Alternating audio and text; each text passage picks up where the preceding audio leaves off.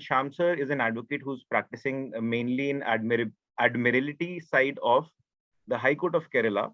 He is an adjunct associate professor and faculty member for Maritime Law, Marine Insurance, and Law of the Sea at National University for Advanced Legal Studies, Kallur, Cochin.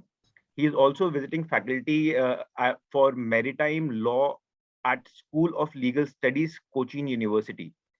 So he's also a research scholar, and he has a lot of experience with respect to court appearances also. And he has appeared primarily for all major companies, including Maersk, Line, AP Moller, Copenhagen, CMA, CMG, France, and other companies. So again, this is a very unique topic and a very unique subject that we have also picked up for the first time, that too. And so again, I don't think as much as I will say will be able to quench the interest that has been provoked in this particular topic by you. And sir, with respect to all the work that you've done, sir, we welcome you very humbly to this humble platform of ours. And at the same time, sir, I hand over the class to you to kindly take it forward and guide us. Good morning to you all. Let me begin by expressing my sincere gratitude to Keshav Sharma for having contacted me and have requested me to address you all on a topic which is very close to my heart, and I would rather say my bread and butter, because I've been earning my livelihood practicing this branch of law for the last around 26 years. And I always appreciate when youngsters like Keshav come forward with initiatives like this, where they attempt to bring before a larger audience topics like Admiralty Law, which is not something that we get to know or learn or understand during our everyday court practice. It is also encouraging to see that with this benefit of having online conference facility, we can touch upon a large audience, and I get to see and interact with people like you who are sitting in far and varied places across India. Let me now begin the subject that has been suggested to me to be delivered upon by Sharma. Introduction to Maritime Law. Maritime law is that branch of law which is concerned with the ships and the sea. The term maritime law essentially takes in, or rather relates to strictly to the branch of law which directly deals with maritime commerce.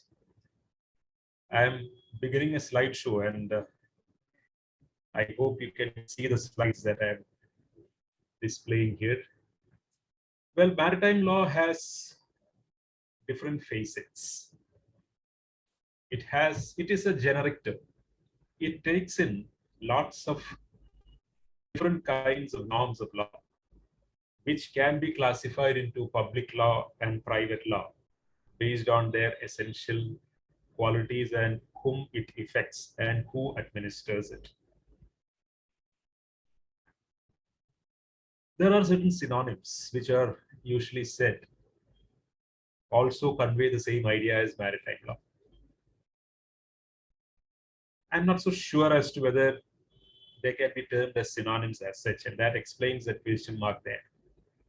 But in common parlance, I find that this is the way it is being referred to by a large many number of people. I personally believe that each of the terms that you see here, law of the sea, admiralty law, shipping law, law of carriage by sea, all denote slightly different types of legal norms, which may have some connection one way or another with the sea or the ships or with maritime commerce. Law of the sea, I would personally put within that branch of general branch or generic branch of public law, because it is something that is concerning the state and the subjects of maritime commerce. Within this law of the sea concept, we would come across a number of legal norms. And law of the sea as such is part of public international law. I hope that most of us here are already lawyers or at least law students. So we don't need an introduction as to what public international law is and what a private international law is. Maritime law essentially has a relationship with both with public international law as well as private international law. Public international law elements of law of the sea would include all those international conventions which are binding norms of law upon whomsoever it concerns. Like, for example, the states, the international organizations, many a times the ships, the countries which fly or which register the ships and which permit their flags to be flown on the ship. All of them are concerned with law of the sea. And law of the sea, as the word essentially shows, is more connected with the sea than with the ships. It's not as if that law of the sea does not speak of ships. It does. And sometimes it does very forcefully also. But primarily, its concern is the sea. The idea is to understand how and in what manner 70% of the surface of the earth, that is the sea and the oceans of the world, how should they be administered? How should the resources of the sea be equitably distributed among the states so that there is no friction and waste on that? Well, coming to the next term, Admiralty Law, it's a slightly different thing altogether. And most of the norms of Admiralty Law fall within the private law premise. It takes in the ships much more than the sea. Anyway, as I said in the case of law of the sea, it's not as if that Admiralty Law is not concerned with the sea at all, but its emphasis is more on the ships rather than on the sea. It deals with a great myriad number of concepts relating to ships and maritime commerce, starting right from the arrest of ships, or which we call as the Admiralty arrest, exercised by the high courts generally in a common law jurisdiction, and up till the facets concerning the environmental law, protection of marine environment, the mandates that should be there for a vessel to be termed as seaworthy vessel, the compliance with the innumerable number of national and international legal norms which are mandatory for the purpose of flying ships across the oceans. Lots of aspects. Shipping law is another term which is more usually used among those people who are in one way or another related with maritime commerce. Like, for example, the forwarding agents, the clearing agents, the steamer agents, the inland container depots, the stevedores, all of them use the term shipping law, and they don't say Admiralty law, or they don't use the term maritime law, or rarely do they even use the term law of the sea. They just generally use the term shipping law so as to denote anything and everything that might come within the ambit and sphere of maritime commerce.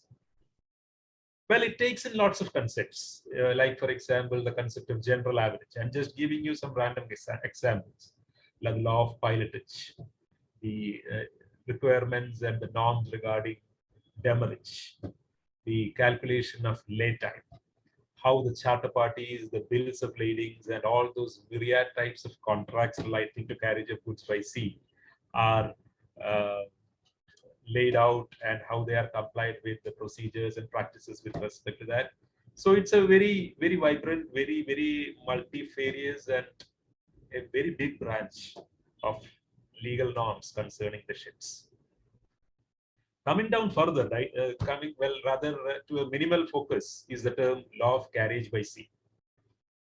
This is that branch of law which is directly concerned with the duties and responsibilities of carriage of goods by sea. It is a very important and a very essential part of the international trade. And sometimes every student who studies international trade as a subject might have come across at least some of the norms relating to law of carriage of goods by sea. So all these put together, all these concepts put together constitute the law that we are discussing today. So I've just tried to put it in the form of this figure, wherein shipping law is not alien to any other branch of it, or cannot be termed as disconnected or unrelated to any other branch. Interestingly, the criminal law, the law of torts, too happen to play a very, very prominent role when it comes to ships. Well, I appreciate if you can put some questions. I'm told that Keshav will be giving us some 15 minutes time for some interactions. So I think that we can interact at that point of time. Being a monologue like this is kind of boring, but still I think that is more easier, and we will go as Keshav has suggested. Because I was expecting a question from you as to how does criminal law come in? And how does a law of tort come in? Because this is the usual questions that my students put to me. In my practice of maritime law, I have very few number of cases that I've handled which had direct relation to criminal law. And also, when it comes to law of torts, the number is a little bit more higher. The criminal law comes in mainly because many of the activities that this contraption called a ship, which is a movable object, which can move from one place to another, it can cause damage, it can cause liabilities. And many a times the damages and the actions that the ship does leads to criminal law invocation and criminal law charges. My own personal experience, I can share with you at least 3 cases wherein we had 3 or 4 people, mostly fishermen, die in the backwaters of Cochin because the deballasting operation done by the tanker vessels which come here to the Cochin refineries to take in and also to discharge petroleum leads to huge fire. So there are a number of instances where the activities done by a ship might even lead to the invocation of IPC and other criminal law charges. So it is not as if that it is unconnected with maritime law, or not that it is a totally different premise if it is a crime involving a ship or a person on board a ship. It would be decided by the criminal law of the land, by the substantive criminal law and the procedural criminal law also, by the CRPC and other procedural criminal law statutes. But essentially, there are lots of elements that are very peculiar to shipping too. So for a criminal lawyer to properly and effectively defend a criminal case involving ships, the crew or the seamen, he may need to have a very sound understanding of at least some of the branches or some of the practices of ships and also about maritime law. Law of torts comes in a big way because whenever there is a collision between a ship or between ships or the ship and a port or a wharf or a jetty, it is essentially a claim for damages and a claim for compensation.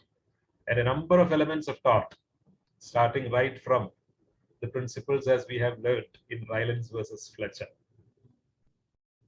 comes in and plays its own role in the field of shipping law.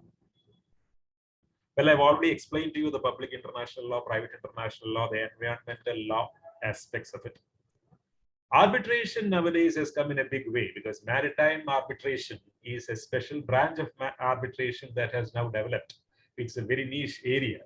And in India, even maritime arbitration law is now looked upon as a separate branch of study, which necessitates and requires a deep, special and unique approach for its, because of the fact that it takes in many of the sui generis practices of maritime commerce.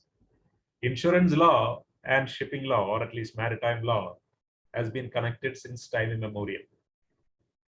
Most of those insurance law tenets that we see now, with respect to life, property, fire, or whatever, have its origin in marine insurance.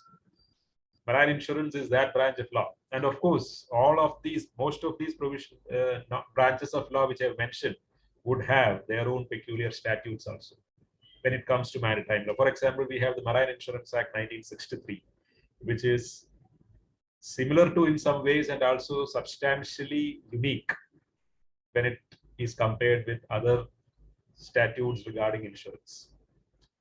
You have the Carriage of Goods by Sea Act, the Multimodal Transportation of Goods Act when it comes to contract law.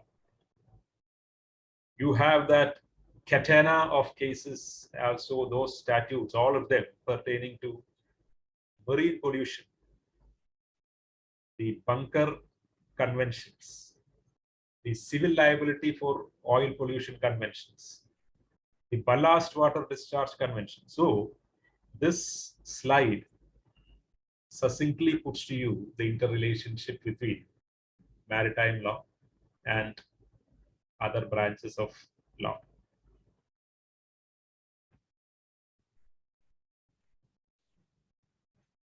Similarly, when it comes to contract law and public international law, the kind of interaction between these two branches of law and shipping law are very unique. And among the other branches which I have already shown to you, I would say that these two branches play a very prominent role when it comes to the maritime practice or the practice area of a maritime lawyer. This slide may appear to be a bit confusing, but all that I've tried to show is that within the interrelationship and interactions or interdisciplinary approach of shipping law and public international law, there are other matters which need not necessarily sometimes have relation with public international law and shipping law. For example, registration of ships is something that would fall squarely within this scheme and ambit of the international law aspect. When it comes to contracts, you have all these concepts starting from towage, pilotage, manning, ship mortgages, marine salvage, carriage of goods by sea, supply of necessary, all of which would have the common thread of contract law running through between them. And they are also invariably a part of shipping law or maritime law as it is. Carriage of goods by sea and the contract law through those peculiar kinds of contracts which we know as the CAF and FOB contracts, cost, insurance and freight, and free on board contracts. These contracts play a very prominent role and also a very crucial role when it comes to deciding the rights of the parties who are involved in a carriage of goods by sea transaction. Well, marine insurance law and the marine insurance policy, the Lloyds of London, and all those concepts, which to a great extent have been formulated by us into the Indian legal system by introduction of the Marine Insurance Act 1963, which is almost a verbatim reproduction of the Marine Insurance Act 1906 of England. Well, brings into the scope of Indian law the concepts which were followed by the marine insurance practice of Lloyds for the last around, say, 300 to 400 years. There are other branches of law which are invariably connected with shipping, and one of which is the sale of goods and the customs law. Other is the customs law. Well, many a times when you study maritime law in law colleges, you are not taught both these branches. Personally, I feel that a student ought to learn international trade, not by going into the WTO resolutions first and foremost, but by understanding how an international trade or in the simplest of its form happens and what are the barriers between them. Letters of credit, bills of lading, charter parties, which are all documents that are of so crucial relevance, or I would rather say the bedrock on which international trade sustains itself is essential for a lawyer to understand, and for the purpose of actively and effectively practicing maritime law, there has to be a good ground study, groundwork, and a ground working knowledge of all these basic fundamental genera of law. Maritime law is a superstructure that we build on this foundation. So unless you have a good foundation in contract law, sale of goods, insurance law, and also those branches of civil law, which directly relates to the procedural practice, you cannot effectively understand many of the concepts of maritime law, because they have their basis on these principles, which we call the basic fundamental principles of commercial or mercantile practice. Let us move on to understand the law of the sea and the history of law of the sea in very brief, because I understand that we don't have much of a time to go into the details. So this slide, I hope you can see, is the present way in which the maritime zones of our country, or rather under the United Nations Convention on Law of the Sea, have been demarcated. So ships have to ply through the oceans or the seas, which are demarcated as per the conventions of law of the sea. There are three essential conventions on law of the sea: the 1958 United Nations Convention on Law of the Sea, the 1960 Convention, and finally the 1982 Convention. We don't have much of a time to go into each of them, so I've jumped directly into the 1982 Convention. And this slides, I hope most of you would have already learned this in your public international law classes, is the delimitation of maritime boundaries across the globe. The baselines are the points from which the measurements are made, and 12 nautical miles from the baseline is the territorial sea. Territorial sea is an area where the laws of the coastal state operate in the same force in which it operates on the land. So as far as the operation of the statutes made by the legislature of the country is concerned, for example, all laws made by the Indian Parliament applies with equal force on this 12 nautical mile territorial sea. Well, 12 nautical mile is a measurement, and 1 nautical mile is roughly 2 kilometers, less than 1.82 kilometers. So you can roughly calculate the breadth of the territorial sea as 24 kilometers. That's a substantial area. And beyond that, there is a zone called the contiguous zone. Essentially, the sovereignty of the state and the applicability of the state laws have to end at this zone.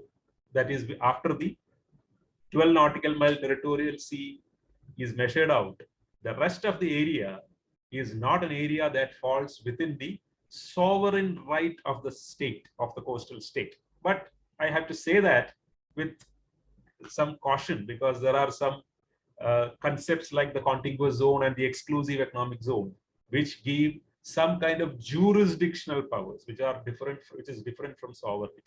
Jurisdiction and sovereignty has to be differentiated. So if it is sovereignty that applies in the territorial sea, it is a kind of jurisdiction that the state gets within the contiguous zone. And under the international law, or under the 1982 UNCLOS, within the contiguous zone, the state has certain interests or certain jurisdictions on certain limited spheres of activity. One is with respect to customs. The other is with respect to fiscal monetary matters. The third one is with respect to immigration.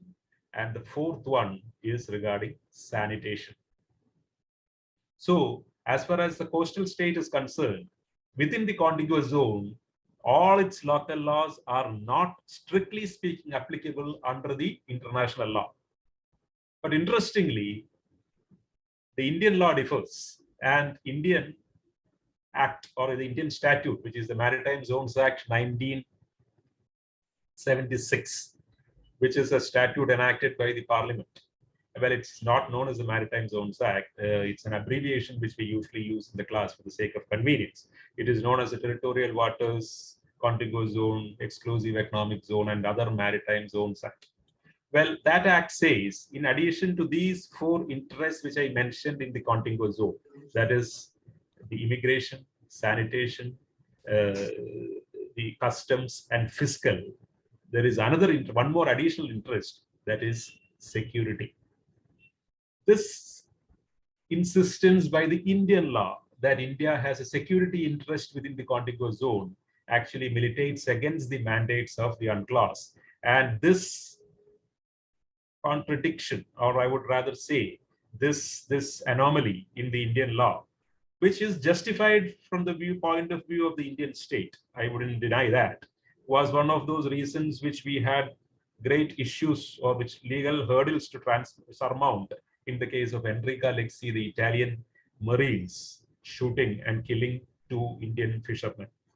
So strictly speaking, the Indian Penal Code would apply only up to the territorial sea, that is a 12 nautical mile. And beyond that 12 nautical mile, the Indian Penal Code, the Criminal Procedure Code, and the Indian criminal laws does not have any applicability. But insofar as the Indian national law provides that IPC, the Indian Penal Code, can apply even up to 200 nautical mile exclusive economic zone, and the Indian courts have the jurisdiction to entertain litigations, criminal and other, in act which occur within the exclusive economic zone, that is beyond the territorial sea, we have a problem.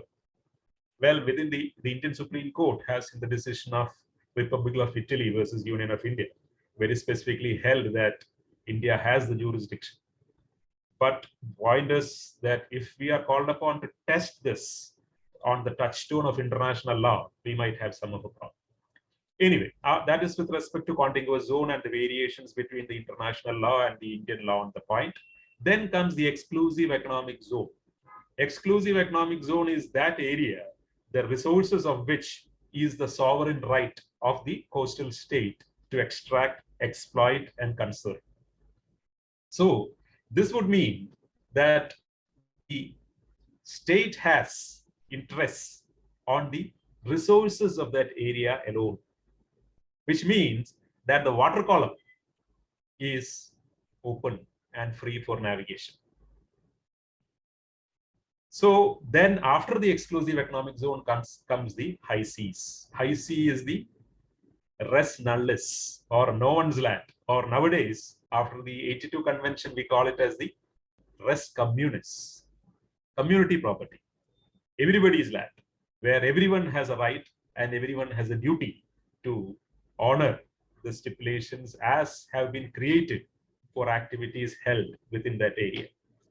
Well, if I had time, we would have gone for further concepts, but I don't think that we have time to go into the details of each of these maritime zones and explain the very interesting aspects of most of these zones. Like, for example, in the high sea, we come upon topics like piracy, hot pursuit, and lots of other interesting aspects which are checkered in history and make very interesting points for discussion. Well, the history of law of the sea would essentially take in a situation where earlier there were no legal norms, and hence we call it as a laissez-faire. And then subsequently, when disputes started coming in one by one, they had to be decided. And at that point of time, I'm speaking of the early 13th and 14th centuries, when the disputes among the maritime powers of those times, like the Dutch, the Portuguese, and the Spaniards, because the English were nowhere in the scene at that point of time, and it became so pronounced.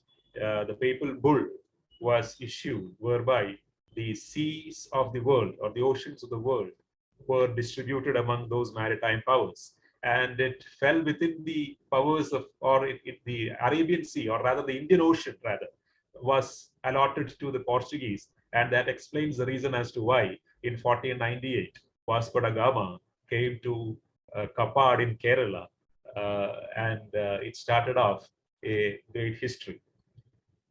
Hugo Grotius is a person whom we cannot forget when we speak of maritime law, or rather law of the sea, and he is also known as the father of international law. Hugo Grotius was the person who propounded the principle of mare liberum. And mare liberum is that principle which has a well-entrenched status within the law of the sea, because of the fact that most of these maritime zones which I showed you in the earlier slide, owes its origin, or at least have been influenced substantially by the mare liberum concept as laid down or as propounded by Hugo Grotius. Well, I hope you can read through the slides as such, because I don't have much of time to explain it in view of the fact that I have only 15 more minutes left. I have to invariably point out to John Selden, who is another international jurist, who propounded the concept of mare clausum, or rather closed seas, which may be looked upon as an antithesis or an antonym of the proposal for mare liberum by Hugo Grotius. When Hugo Grotius propounded that seas of the world are open to all, that is exactly what's meant by open seas or mare liberum, and that the resources of the seas are so open and so inexhaustible that everybody can have a right over it. John Selden said, or he tried to contradistinct it by pointing out that it is not so, or at least with respect to certain areas around each state or the coast of the state has exclusive sovereign powers so as to prevent anybody else from exercising whatsoever right over the coast and the waters along the coast. So this conflict between the principles laid down by mare liberum and mare clausum is known as the Battle of Books.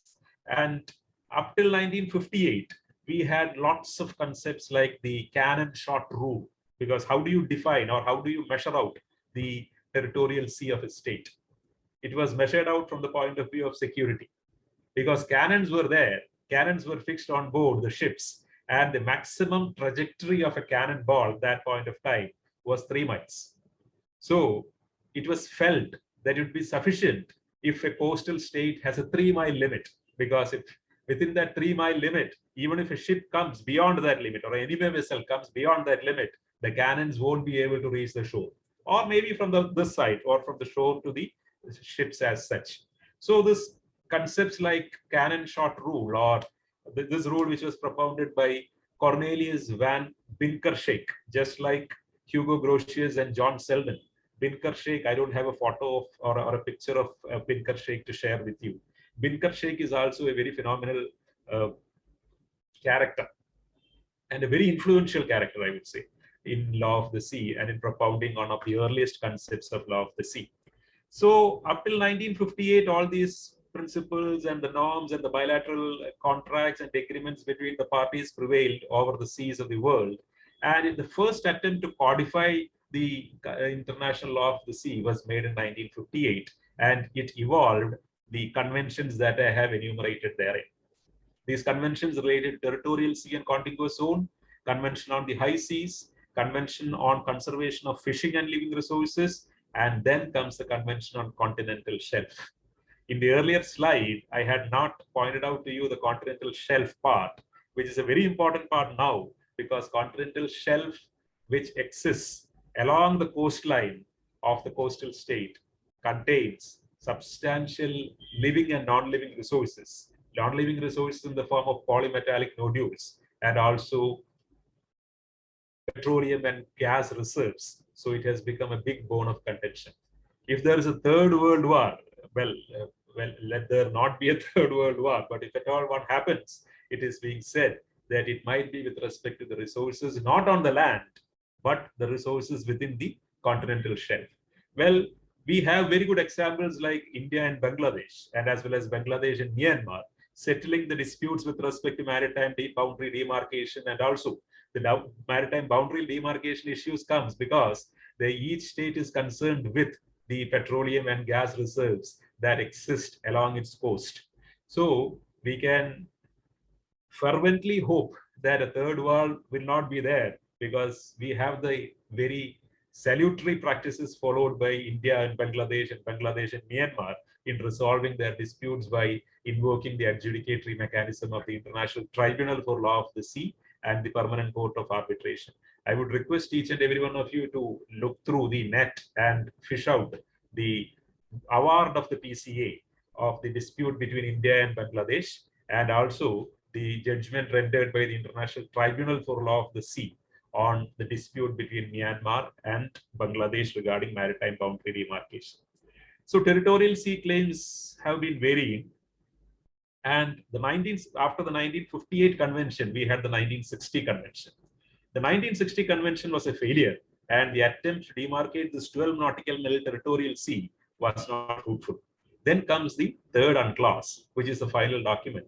And it is a very prominent and a very unique document, and it's a role model document for resolving international disputes, because it is one of those documents which was deliberated and discussed for nearly 12 years together, and finally was adopted in the form of a convention and known as the Convention of 1982.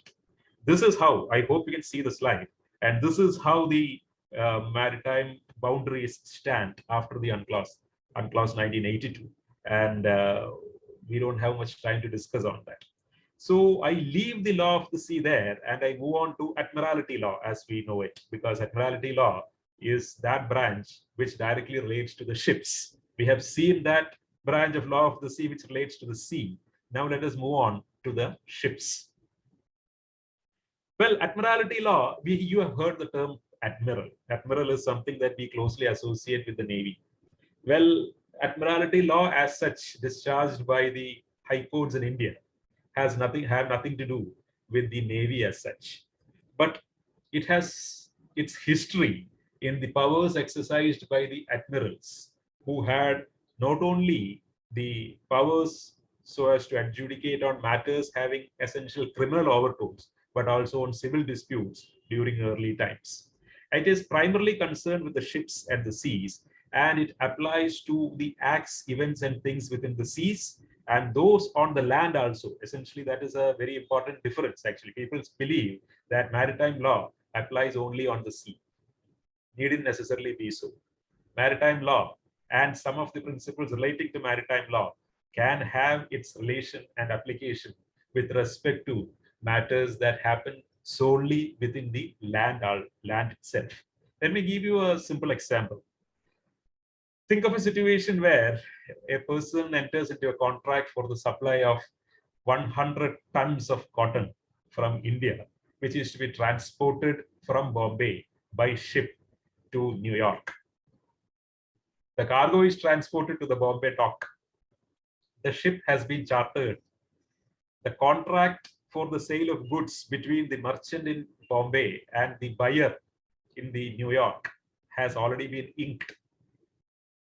When only one day is left for transporting or shifting or loading the goods, which is now lying in a warehouse in Bombay, onto the ship,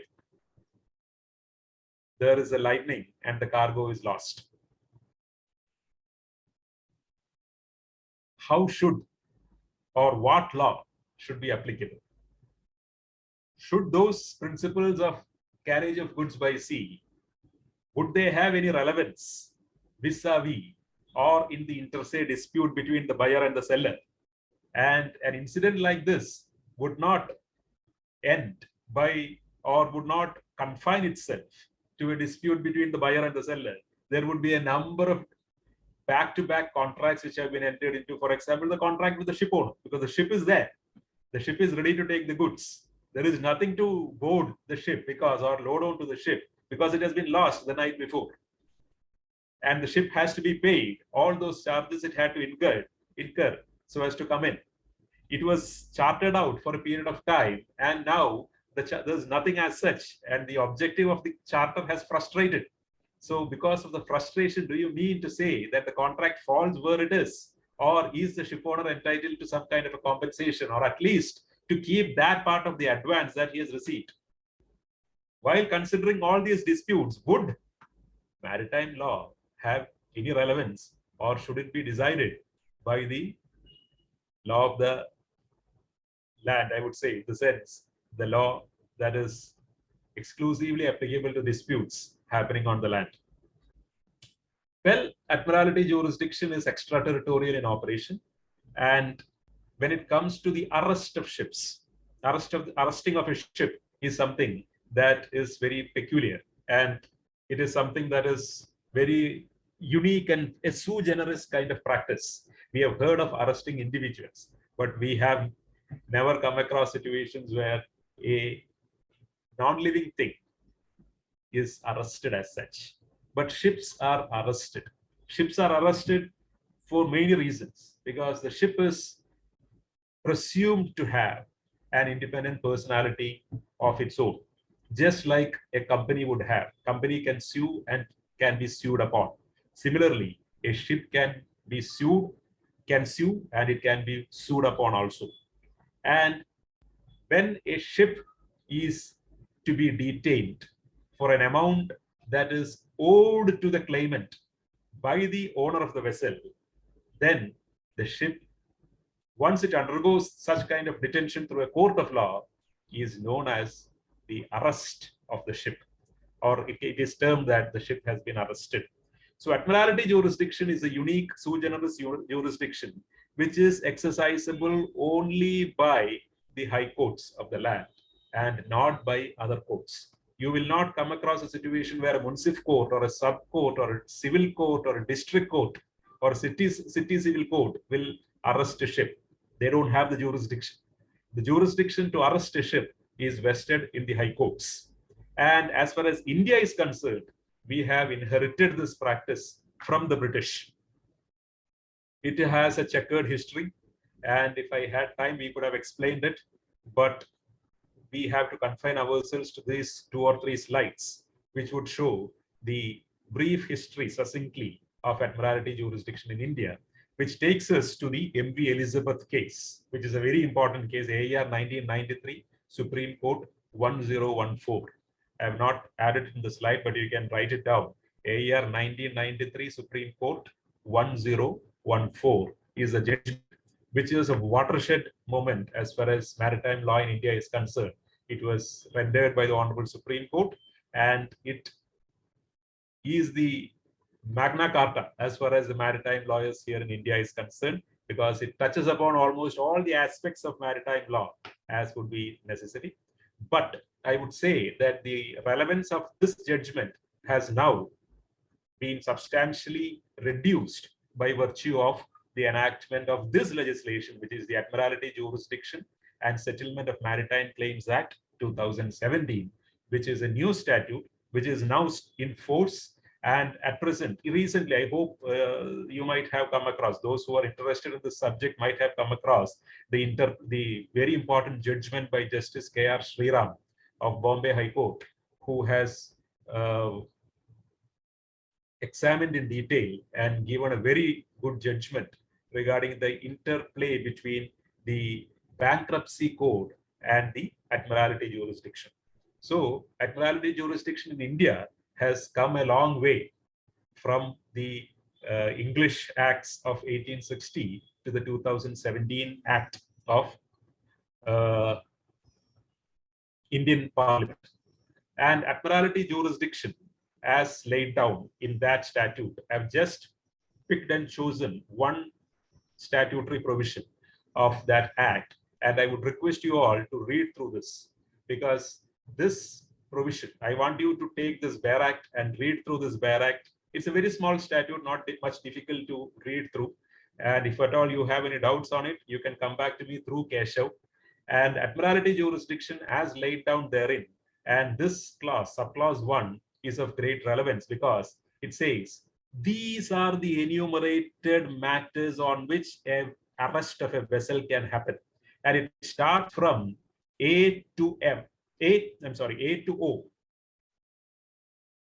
That enumerated list and categories of events or claims, rather the appropriate word would be maritime claims, which would entitle the High Court, or rather any Indian citizen, to arrest a vessel. I don't have the time to read through each and every one of these enumerated lists. We have cases on each of them, right from A to O. We have very important landmark cases, both from India and from England, on each of these maritime claims and their nature and their scope and ambit. I hope that we can interact and we can look through it at some other point of time. I leave you with these 4 judgments, which I would request you to read through so that you can have a better idea of maritime law as it is practiced in India. So I think that my time is up. I've taken 2 minutes more than what I was allocated. And Keshav, over to you. And thank you for listening to me. So, so absolutely, how would I say, so breathtaking and very inspiring and motivating actually. So session and insights. And so I do understand the fact that there was this huge issue with respect to time, but so it's just with respect That's to okay. your It has passion. to, yeah, obviously. So it's just about your passion, your knowledge, and so your willingness to share, which is so deeply appreciated. And so we're really very grateful to you for having had conducted this session Thank you and for calling me. so such deep insights. Thank you. So it's actually a pleasure and privilege, sir. So few questions, sir. So one is by Sumedh Sawant ji. So Sumedh, would you want to ask this question yourself?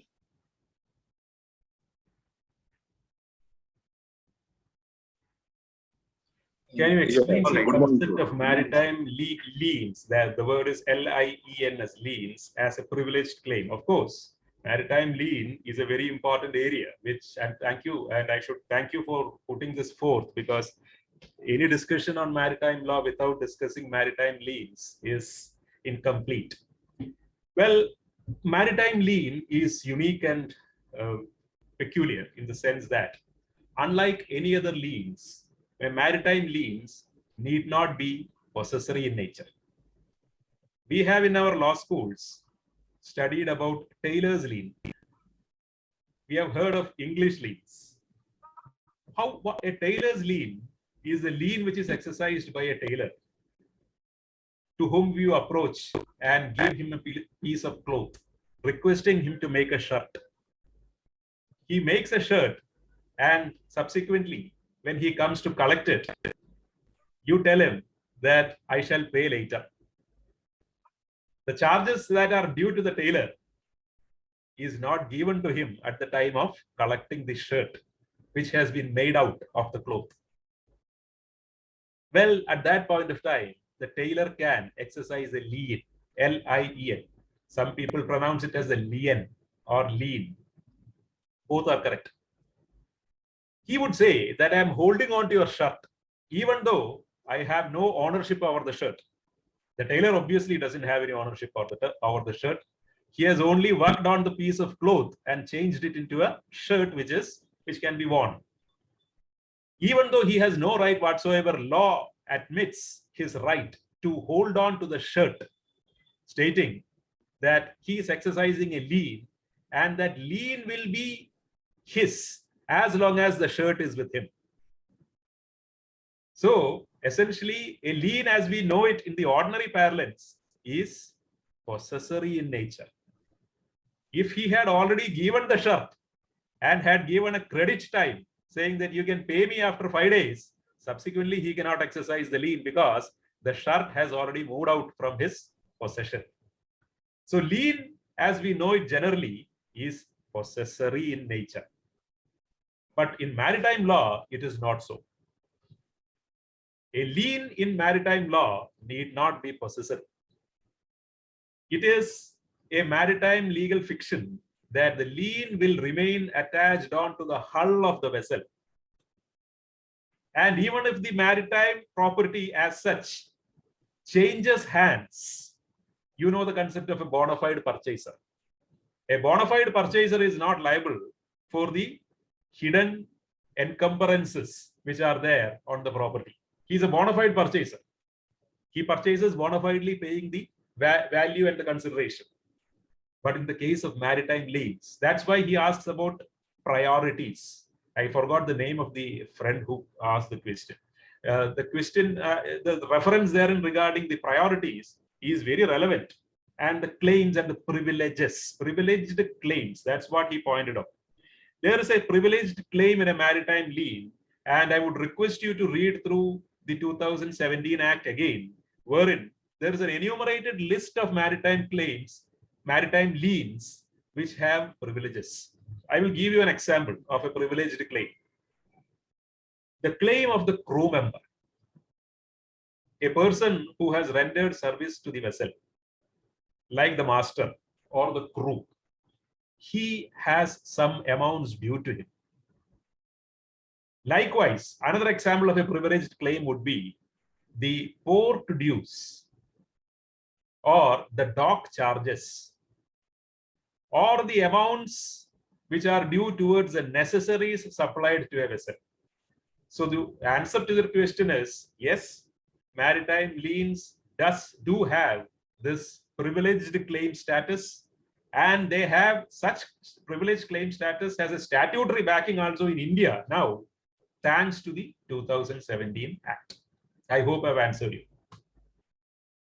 So quite elaborately and quite extensively, I believe. And there's definitely you've told them that they can always get through to you. So one other question, sir, and this again, due to paucity of time, I'll only put myself. And this is just, so just two words and of your thought on this.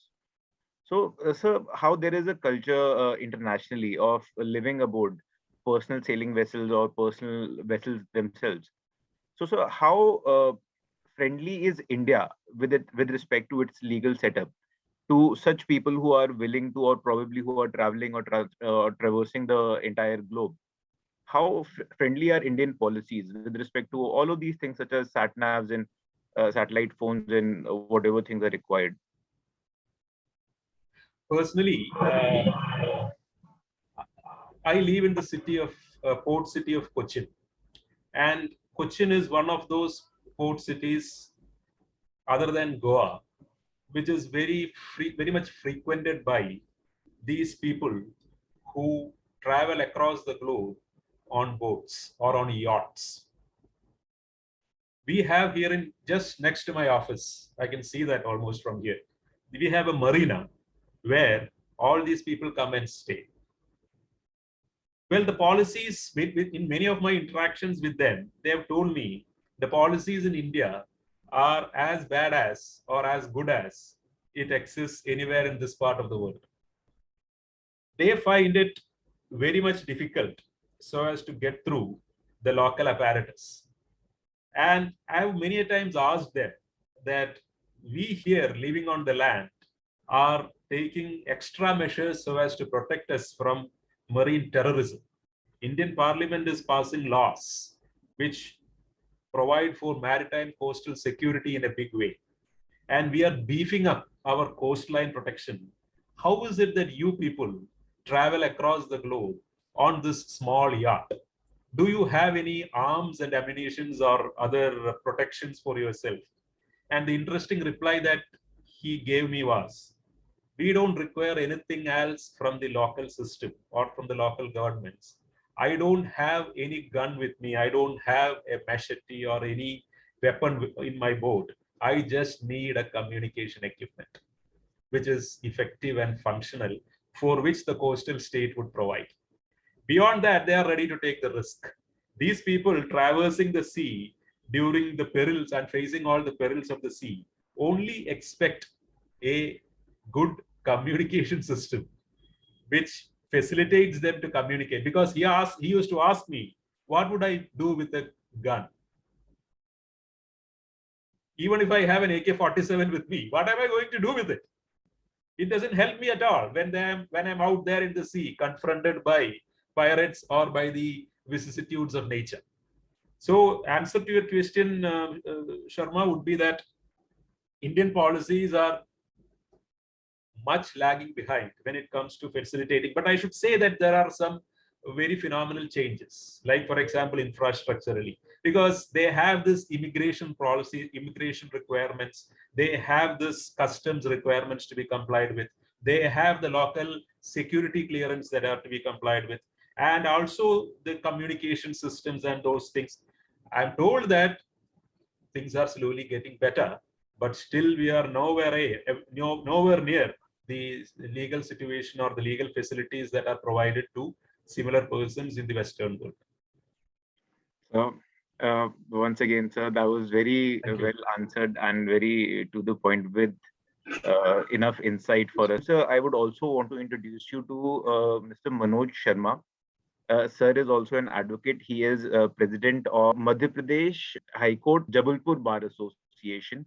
Manoj sir has very graciously accepted, and he has agreed to, same as yourself, sir, to conduct a class for us, wherein he will be advising young advocates with respect to what their thoughts and ideas should be with respect to practice, with respect to sir's elaborate practice. But Shyam sir, thank you so much, and Manoj sir, thank you so much, and it's actually a privilege for me to be able to introduce both of you good sirs today. And so with respect to that, I'll just let you guys say hi. Hello, sir. Hello, sir. It's a pleasure meeting you. It's a privilege. Sir, it's pleasure is all mine. I heard a part of, I must confess, not completely, how elaborately and nicely you dealt with maritime law. Something which I've never, we were never exposed to while being right in the heart of the country. Oceans are quite far, and that branch of law, we are not required to deal with. Very true. It's very, very interesting because a lot of my classmates, joined Merchant Navy after school, and those fantastic tales of going to all those, alien lands and coming back. All the kind of romance, that Merchant Navy entails. So that's the only exposure, and whatever little of the international law, private and public international law that we did in our law school. So that's just about it. But the practical insight that you gave in is really good. And anybody, the people in your audience, and even thereafter, I believe this will be carried as a YouTube lecture. So a lot of people will get inspired and they'll get motivated to come in this line of practice who are closer to the coast of where such kind of litigation comes. Thank you very much, sir. It's a pleasure meeting you. And actually, we used to say that even though maritime law used to be confined to the coastal states, and incidentally, there was this big discussion going on as to whether the states or the high courts of the states which do not have a coastline, can they have admiralty jurisdiction as such?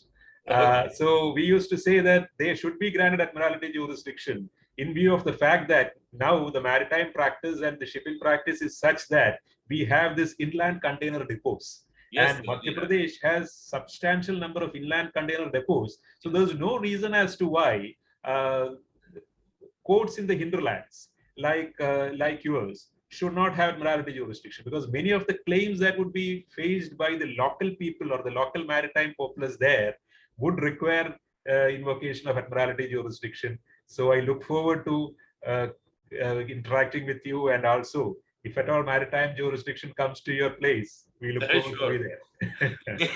It's always, life is always such a huge learning process. The moment you are born up till the last breath that you take, you learn every day something. Exactly. So we are exposed to these IPR laws that came in, the arbitration that has gained, the alternative dispute redressal mechanisms. So all that was new to us. I mean, some 2.5-3 decades back when I started my practice, these things were not very much on radar. They were only part of some articles and talks that we used to hear.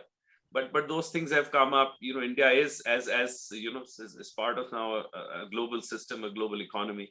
So we need to be abreast of the changes that are taking place. Thank you, sir. I look forward to hear you. Thank you. So once again, just for everyone else, so just a second, Shyam sir, that whatever questions are there for Shyam sir, I understand that there is a lot that people want to ask. There's a lot of curiosity that has been created today. Please send those questions across, either here or whichever modes you are aware of communicating with us at the email or during DM or howsoever. And I'll forward all the questions to sir, and sir may choose to answer whichever ones, howsoever we'll get back. Shyam sir, also one final request to you. That's considering that there is so much and such enthusiasm around the topic, it will be great, sir, to be able to have the opportunity to host you again, sir, howsoever briefly and on whichever topics. And looking forward to. so we're very, very humbled and very, very grateful to you.